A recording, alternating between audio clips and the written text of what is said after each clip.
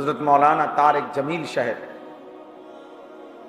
পৃথিবী বিখ্যাত মুবাল্লিগ, দাঈ।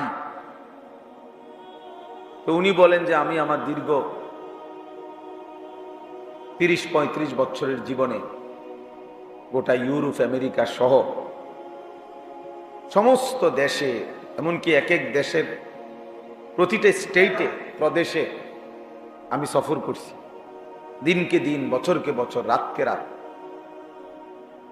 কিন্তু উনি বলেন যে আমি আল্লাহকে সাক্ষী রেখে বলতে পারি, আমার এই নজর এই দীর্ঘ 25 বছর 30 বছরের জীবনে ইচ্ছা করে কোনো বিভিন্ন নারীর দিকে তাকায়।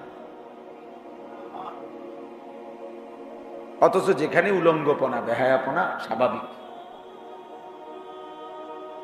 যেখানে পর্দা কিংবা ঢেকে ঢুকে চলা অস্বাভাবিক, সেইখানে ওইখানের ব্যাপারে উনি বলতেছে, ওইখানে থাকার, চলার পরেও, যাওয়ার পরেও আমি আমার নজর হেফাজত করছি।